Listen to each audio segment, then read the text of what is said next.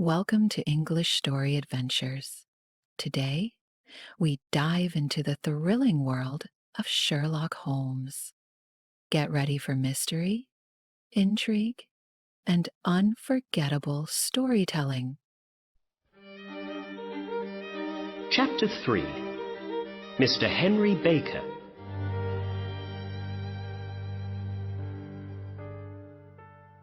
Holmes took the blue diamond in his hand and looked at it. "What a beautiful thing," he said. "Look at the wonderful colours in it. Dark blues and cold whites. All big jewels make people into thieves and killers in the end. This one comes from the south of China, near the Amoy River. It's only 20 years old, so it's a young thing. But already, many terrible crimes are happening because of it. I'm going to put it in my safe now, and then let's write a letter to the Countess of Morcar and say we have her beautiful blue diamond here with us." "But Holmes," I said, "I don't understand.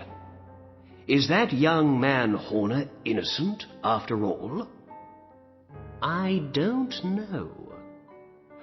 "And what about Henry Baker?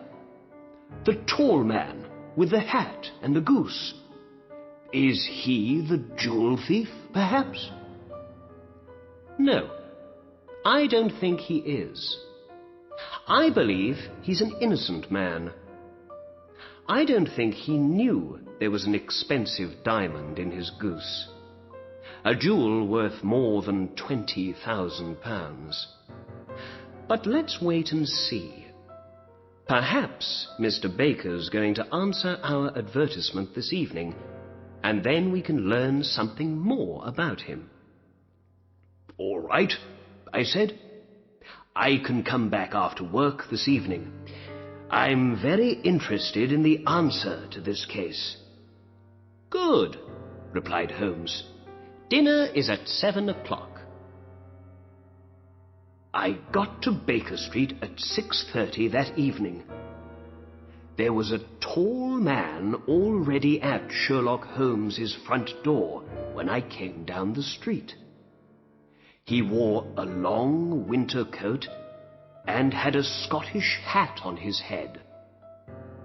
When I arrived next to him, the door opened. Mrs. Hudson, Holmes's housekeeper, said, 'Good evening' to the two of us, and we went in and upstairs to Holmes's room." "Mr. Henry Baker, I believe," said Holmes to the man when he came in. "Please, sit down."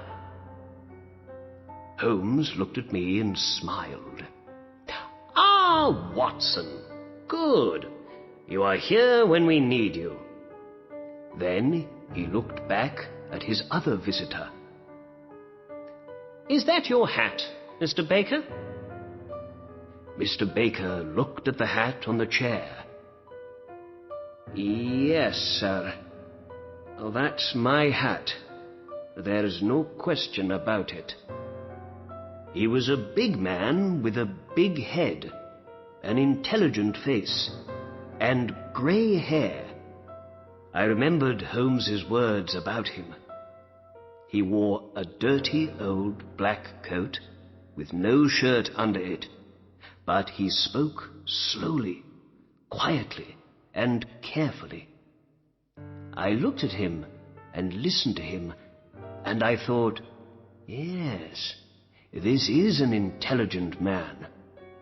He was rich once, but now he has no money, and things aren't easy for him.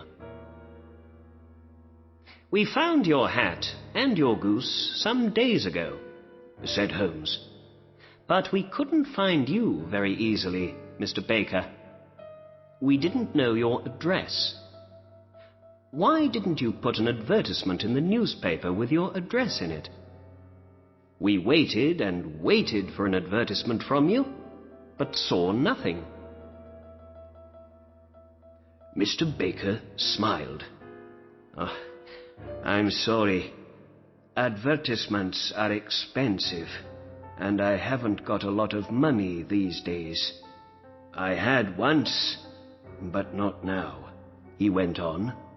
"And, well, I thought those young men in Tottenham Court Road had my hat and my goose, and I didn't want to put an expensive advertisement in the newspaper for nothing." "I understand," said Holmes. "Now, before we say more, I must tell you something about your goose, Mr. Baker. I'm sorry, but, well, we ate it yesterday, you know." "You ate it?" said our visitor, and he stood up excitedly. "Yes. Well, we didn't want it to go bad, you see. But we bought a nice new goose this morning for you. It's on the table there, by the door. Is that all right for you?" "Oh, yes, yes," said Mr. Baker happily. He sat down again. "And let's see. I think we have your old goose's feet, head, and everything from inside it in the kitchen. Do you want those?" The man laughed. "No, no," he said. "But I'd like to take that nice new goose home with me. Thank you very much."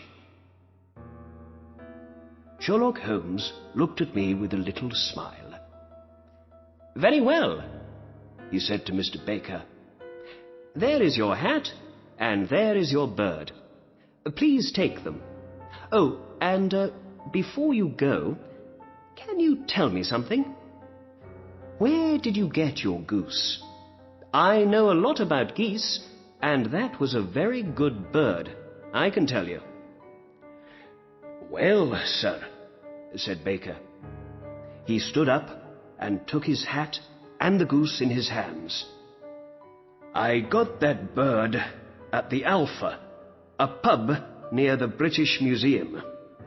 This year, the owner of the pub, Mr. Windygate, began a goose club. Every week, we all put 5 or 6 pence into a money box, and at Christmas time, we all had the money for a goose." With that, he said goodbye and left. "Well," said my detective friend, "that answers one question. Mr. Baker is not our diamond thief. Are you hungry, Watson?" "Ooh, no, not very." "Let's eat later, then. We must go to the Alpha at once. We need to speak to Mr. Windygate tonight."